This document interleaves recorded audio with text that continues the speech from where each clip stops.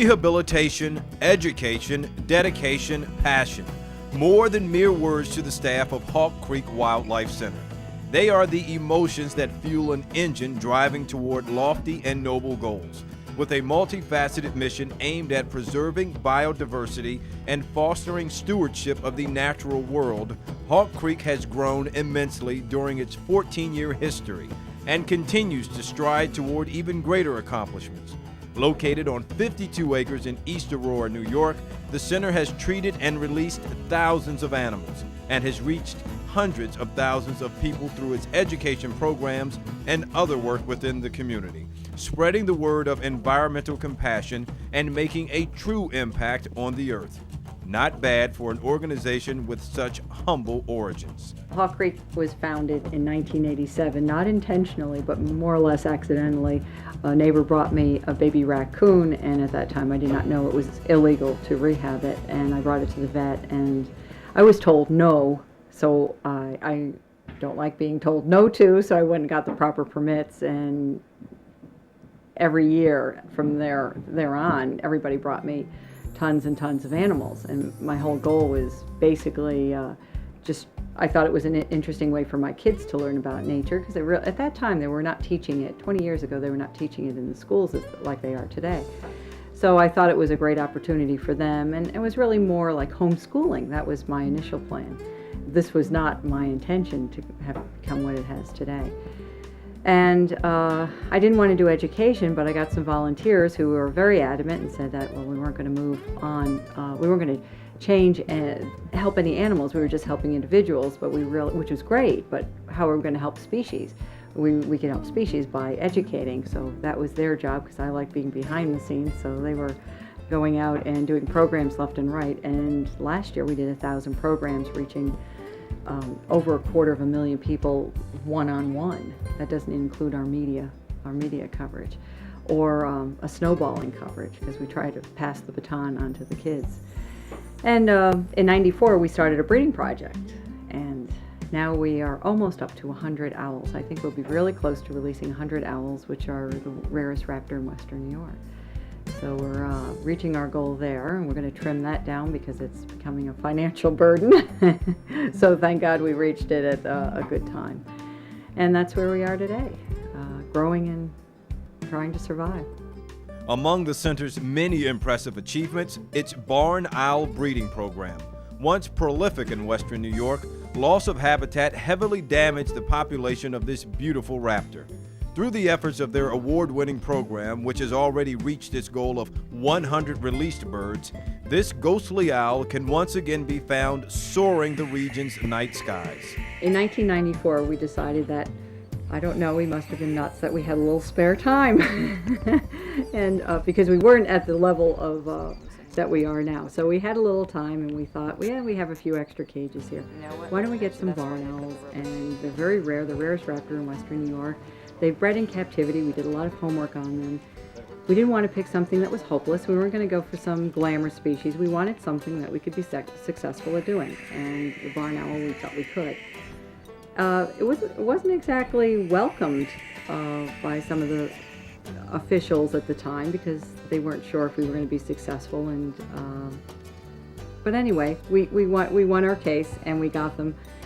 And the very next year they bred, and that was in 1995. And in 6 years we have produced almost 100 owls. Right now we have 18 babies in our cages and 19 eggs. So we probably will hit that 100, and we'll probably reduce our breeders and release the birds that we can. And we feel very, very happy about that. Right on cue. It's amazing. It fills my spirit getting to work with these amazing animals, getting to release animals that have come in and are under our care. Sometimes it makes me emotional thinking about it. Our barn owl breeding project I'm very proud of, that we're releasing a threatened species back out into the wild and repopulating the world. Hawk Creek's rehabilitation program has been extremely successful, treating and releasing hundreds of species, from great horned owls and peregrine falcons to coyotes and white-tailed deer. They have also filled an important role as a resource for other rehabilitators, veterinarians, and local organizations. While rehabilitation put Hawk Creek on the map, its most important goal now may lie in education. In addition to its human teachers, the center has about 50 animal ambassadors, non-releasable animals that choose to be representatives for their species and the planet. Most are brought in from facilities across the U.S. The need to foster individual responsibility toward care and preservation of Mother Earth must begin at an early age, and the center's extensive education programs achieve these goals with resounding success. This is a bird that likes to eat things like mice and crickets and grasshoppers and bats and other birds. They're a bird of prey. They always eat another animal. Education is really the key to keeping the program going. You know, just to release one bird back in the wild isn't going to save the species. But when you educate people to make wiser decisions and teach them how to do it, then they're able to make the changes, and we protect the environment, not only just one animal, but you preserve the habitat, and that saves the species. Seeing a live animal up close has a huge impact on them. I have people coming up to me after the programs and the letters I get from the schools, and parents will come up to me like they see me out at the mall and tell me how their child for weeks will talk about seeing these animals up close afterwards and what an impact it has on them. We'll have librarians tell us they've had to add more wildlife books to their libraries for these kids to do more research on. So I think it's a huge impact for them. They're our future, so we're hoping that they will take a very active role in preserving nature, caring about all of the animals, learning about the animals, and we're trying really hard to just spark some interest in reading and reading more about animals. We've found that our little boys, particularly, that are reluctant readers, really get turned on by learning about animals. So we're hoping that they will improve their reading skills as well as being future conservationists and environmentalists.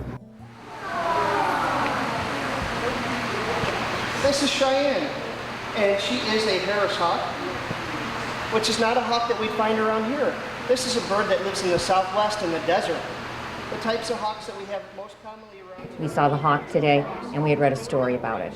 So the two went together really well when we were telling the man we're going to bring the book down so we could see it. That kind of thing, because they're just seeing the print, and when they get the hands on.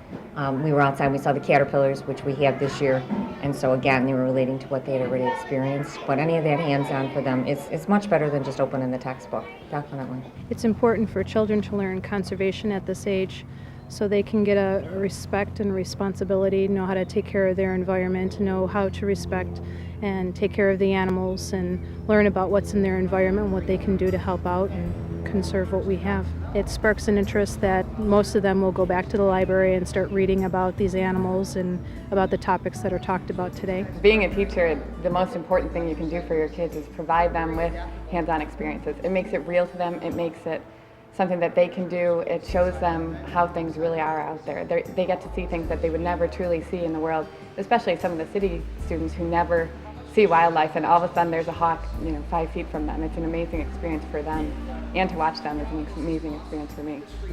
It became very obvious to us quickly that we were role models. It was more than, we started off like everyone else. We stand up in front of a crowd. Here's a red-tailed hawk. It's the most common hawk in North America. And it was very boring. And it wasn't really what we wanted to do. What we wanted to do was to be better role models, explain what we were doing, that we were doing it for free. We downplayed, we all have college degrees, but we kind of tried to downplay that. We wanted to just give the passion that our volunteers have, that we got together, we have our talents, everybody has talents, and if you pull them together, boy, can you move mountains. And that's what we try to get across in our messages. And that we are making a difference, and we're just like the people sitting on the other side. And we try to put a little humor in, we try to put in environmental messages, and we try to empower the kids, because it's very easy to overwhelm them with what's going on in the planet. So you want to empower them and have them go home feeling inspired that they can do something. Before you go, I want to remind you that we're all here today to try to introduce you to the natural world. So if you guys think of questions later, I want you to ask your teachers, ask your librarians for help, and they'll show you how to look up in books and computers all the answers to your questions. Okay, and I want to thank you guys very much. Thank you. Thank you. None of these programs could ever have been achieved without Hawk Creek's flock of dedicated volunteers. Over 70 strong and growing, the staff in 2000 donated over 20,000 hours to the center, an average of over 300 hours per person. The volunteers' dedication to their work grows in part from the view of Hawk Creek as a familial extension, and their passion for their mission is quite evident. Animals have always been a passion of mine, and I moved here a few years ago. When I found Hawk Creek, I walked in the gates and knew this was home for me. It made me reevaluate what things I can do to be a better conserver and become more of a conservationist. I think more that I learned about these animals and how valuable they are to us and to our environment made me stop and reevaluate some of the things that I may have been doing that were wasteful, that I could change those habits. I volunteer here because I've always been interested in animals.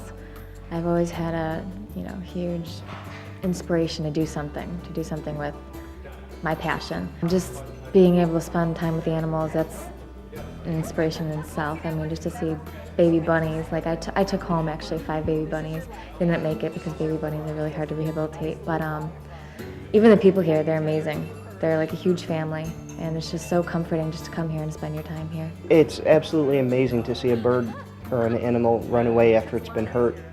And also, it's great to see kids and see the look on their face, because kids are so detached from animals.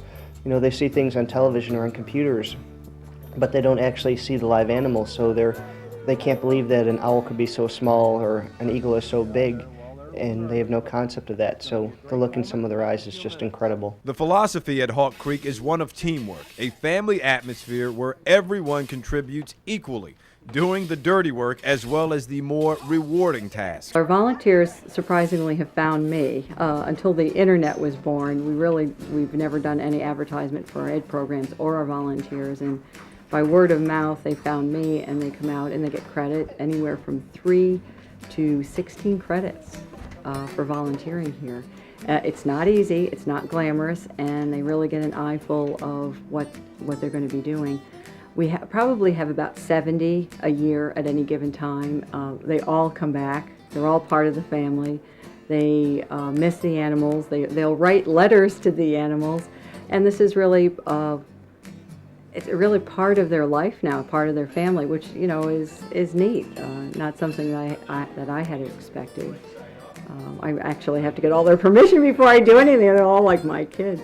Along with wanting to be with the animals all the time, it's work. You have to clean whether you like it or not. Everybody does. I mean, Loretta Jones, the director, she does the gruesome, grimy stuff that you wouldn't think that she would do. You would think that she'd be spending time with the animals the entire time, and yet she's out there slaving away trying to clean up all the bird poop and all the other stuff that you have to do. So along with the beautiful stuff to it, you also have to do the really hard labor stuff.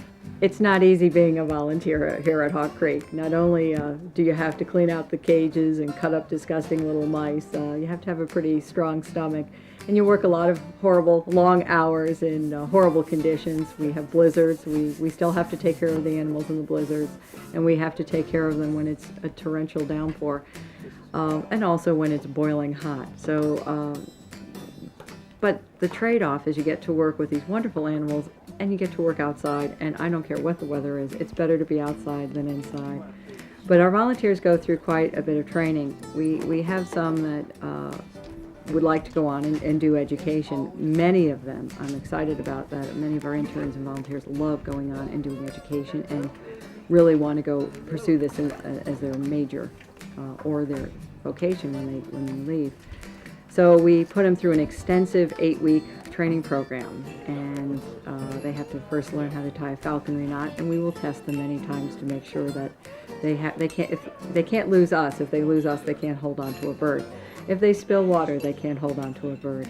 They have to understand, they have to become the bird, be the bird, and they have to understand when they're stressing the bird out. If they do, they can't take the bird out. And the people who have been here a lot longer, they go on to the next level and they will train a wild bird. And the bird chooses whether or not it's going to become an ambassador for Hawk Creek. We will not force it to become one. Despite the dedication of all involved, running a successful rehabilitation center is not a simple task, particularly in meeting the vast monetary needs. Hawk Creek has been funded solely through private and corporate gifts and donations from their education programs.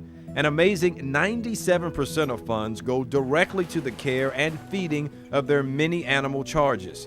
The center receives no money from state or federal groups, but this dilemma does nothing to quell enthusiasm for their mission. We are completely funded by private donations, and we have a wonderful support group right now. However, it's not quite enough. A lot of people think we have paid salaries. We don't. We should have had them about 15 years ago. We are not funded by the city, state, or government at all for what we do, even though the wildlife is not ours. It is owned by the U.S. Fish and Wildlife. And I think a lot of people don't quite understand what our food bill is. It's like $30,000 a year, just the food bill alone, because predators require a very expensive diet. And we will not compromise at all in their diet. They have a natural diet. We don't have any of these prepared, pelleted diets for them. So it is tough at times. Armed with the belief that which does not kill you only makes you stronger, Hawk Creek resolutely moves on, achieving honor upon honor, such as the recent accreditation as an animal sanctuary through the Association of Sanctuaries. This designation makes them only the second in New York State and the 41st in the entire nation to earn this important honor. We were just accredited by TAOS, the Association of Sanctuaries, and they have currently only 40 sanctuaries that are accredited in the country. And this is to try to help the public determine who is who.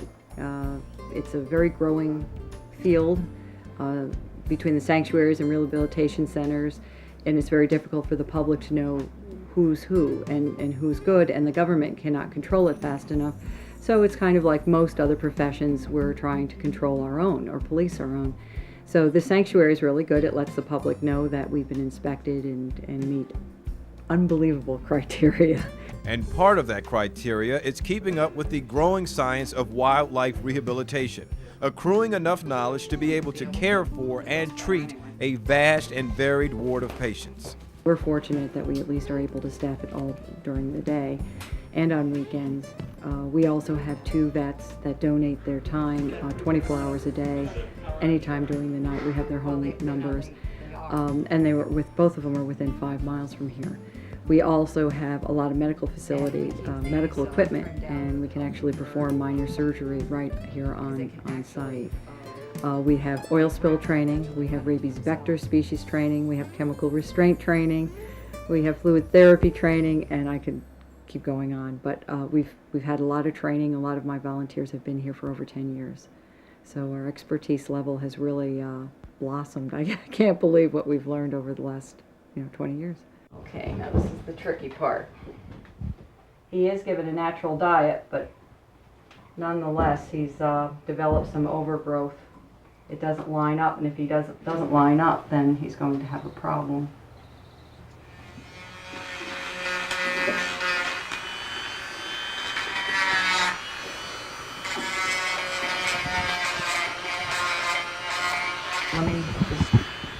There we go, we check it. All right, see how nicely it closes? Even matches. Should have some Vaseline to shine it. In the winter we put Vaseline on it. Okay, need to have the heart. Good boy, good boy. He's a very good boy. He is really good. He does know we're helping him. Wildlife rehabilitation is a growing science. I cannot believe within the last 15 years what I've seen. I couldn't find a book, one book. Now I can barely keep up with the reading, with the information on the website, CDs, falconry books, birding books. It's unbelievable. Field guides from all over the world. So the information is certainly there, but like with any new growing science, it's hard to keep up with that expertise. We go to 2 to 3 seminars a year. A lot of people, because of this field and there is no money, we're fortunate that a lot of my volunteers, I had 8 people go, 7 of them paid for their own travel to Florida. And they didn't bat an eye at it, the expense, because they knew the education was important, because we can't do a good job if we don't. It's very difficult for the public to know whether or not a facility is good or not. It's real easy to get a license. Not every center has the facility for every animal. We specialize in birds, however, we will take in mammals and we will ship them to the proper facility. So you have to network. So you have to go to a place that does network. When we deal with species that imprint, which they believe they're human if they're raised by a human, they imprint very easily. So therefore we have probably 27 foster parents on site. So if anyone brings us a baby screech owl, it will not imprint on us, it will imprint on the screech owl and therefore is releasable. So it's really important when you have one, like deer, raccoons, coyotes, and the raptors really do have to go to specialized facilities, and the public needs to know that. Dedication is not unique to Hawk Creek's human staff. The animal ambassadors are just as enthusiastic about their task, and perhaps have even more at stake. Yoda, although he's being quiet right now, he's one of the stars of the education programs because when he gets into schools, and especially around children, he hoots. And he's very animated when he's out at the programs. And from my point of view, it's an enjoyment aspect for him. We have a porcupine that when he goes out, we just put his carrier in his enclosure with him and leave and go get the other animals. By the time we get back, he's loaded himself into that carrier and he's ready to go. So I think those are signs that these animals, it's enrichment for them. And I almost think that they know they've got important work to do. I have one owl in particular that I love to work with. Yoda likes to go out to programs, and especially children he enjoys. As soon as he sees them, he starts hooting away, and he'll look right at them and hoot, and he'll just be real comfortable with them and look right at them, and just, it's such an impact on the students to have him stare at them and just hoot at them, and I think he really enjoys it. Animals love going out on programs. They actually enjoy it, and it gives them great satisfaction. Plus, it's been amazing to see how animals with handicaps don't use handicaps as an excuse. A lot of them just deal with them. Most people that come through the center on tours never even notice that a river otter only has 3 legs. They're just amazed watching her swim and watching her play, and they never stop to think, oh, she only has 3 legs. You know, it's amazing. Our river otter, just quite the character, likes to play tricks on everyone. As you're cleaning in there, she'll dump everything out. She'll decide what she wants, what she doesn't want. And some of our hawks will do the same thing. We have one hawk, Serengeti, who as soon as you walk in, he starts yelling away for you, trying to get your attention. And when you go over there, he'll do little stunts for you. He'll mimic you.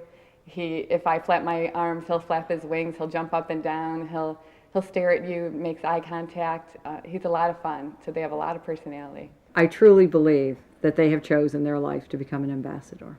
I know people will think I'm crazy, but they truly have, because there are some of our animals love going out to the public, and these have not been hand raised. They truly love going out and going, so they obviously want to go out and try to help their fellow brethren.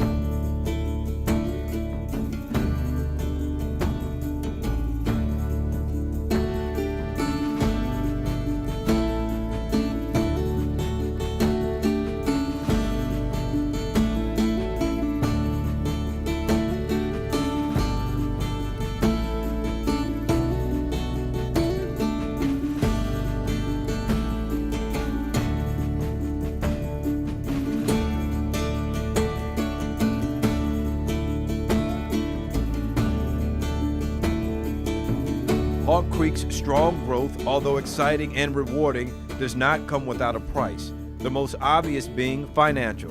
But less obvious is the burden of responsibility, the importance of ensuring Hawk Creek's legacy passes to hands as caring as their own. My goals for the future, since this is no longer a little homeschooling deal, is to move the Wildlife Center to a place that I can feel comfortable leaving my legacy behind, or all the volunteers' legacy behind, because obviously this is a group effort. So we need a home, a permanent home, where we can be open to the public, have bus tours. We're not zoned to be open to the public. And we can keep this facility for the breeding and the rehab where the animals need their privacy, so we can meet the needs of everyone a lot better. And the lifespan of our emus is 60 years, my parrots are 100 years, and my eagles are 60 years, and a lot of these birds are very young, and I'm not, so I need to find a permanent home for them. In these days of huge corporations and soulless institutions, it is comforting to know that a small group of committed individuals can still make a difference, have an impact on the environment, and instruct and touch people on an intimate level.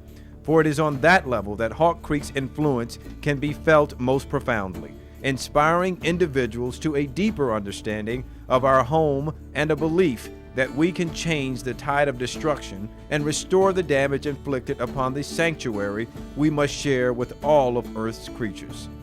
I try to get people to reconnect with nature. Our problem is that we are no longer living a natural lifestyle, and that's all of us. And you can see that everyone's got a therapist, everyone's got to go to health clubs, people collect pets and plants in their house because they're not outside seeing it out in the real world. In every little aspect of their life, it's missing. Whether they go to church more often, spirituality, it's missing because they're not connected to the earth anymore. So the bigger picture is not to save the little owl, although it is important to me, but is to reconnect to our natural roots. And if I can do that a step at a time, a bit by bit, then that's what I have to do. It took us centuries to separate ourselves from the natural world. It's going to take a lot of time to get back. I don't have centuries, so I guess therefore I have a sense of urgency. It seems like such a huge thing. We hear about the devastation of the rainforest, and people feel individually, well, what can I do to change it or to affect that? But just by recycling papers and all the recyclables that you have. I know my children come home with tons of paperwork that ends up being recycled, but how about using it again as scrap paper? And when you're brushing your teeth, don't leave the water running while the toothbrush is in your mouth, and make sure you turn off those lights. And if you have things on timers, put them on for shorter periods of time. There's lots of small ways that if everybody did that little bit, it would have a monumental effect on their environment. I'm helping out not just Hawk Creek, I'm helping out the community. I think I'm helping out the animals. I'm thinking the environment, our future, and I'm hoping that I'm making an impact. We're not bunny huggers. We're not here just to save a little cottontail rabbit. We're not here to even save one species. We're here really to save man. We're really here to save the planet. If we don't save the planet, we have no place to live. I do know that nature will win. Whether we're part of that picture or not remains to be seen. But I do know that my job here on this planet during my time is to do what I'm doing now.